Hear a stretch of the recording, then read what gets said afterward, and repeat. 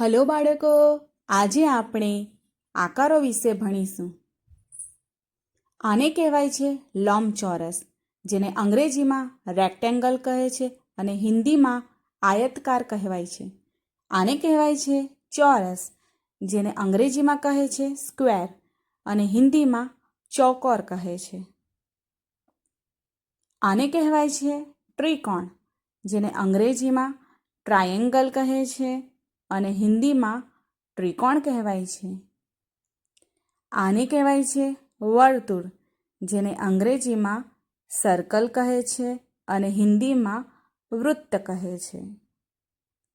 આને કહેવાય છે અર્ધવર્તુળ, જેને અંગ્રેજીમાં સેમી સર્કલ કહે છે અને હિન્દીમાં અર્ધવૃત્ત કહે છે. આને કહેવાય છે લંબગોળ, જેને અંગ્રેજીમાં ઓવલ કહે છે અને હિન્દીમાં અંડાકાર કહે છે.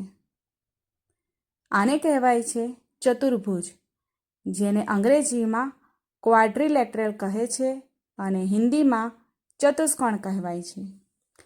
આને કહેવાય છે ષટકોણ, જેને અંગ્રેજીમાં હેક્ઝાગોન અને હિન્દીમાં ષટકોણ કહે છે.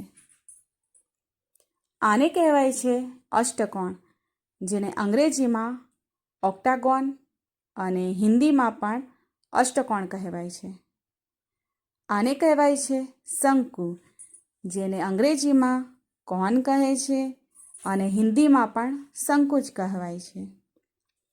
આને કહેવાય છે નળાકાર, જેને અંગ્રેજીમાં સિલિન્ડર કહે છે અને હિન્દીમાં નલાકાર કહેવાય છે.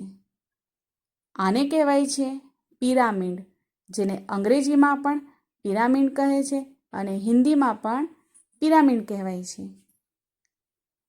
આને કહેવાય છે ઘન, જેને અંગ્રેજીમાં ક્યુબ કહે છે અને હિન્દીમાં પણ ઘન જ કહેવાય છે.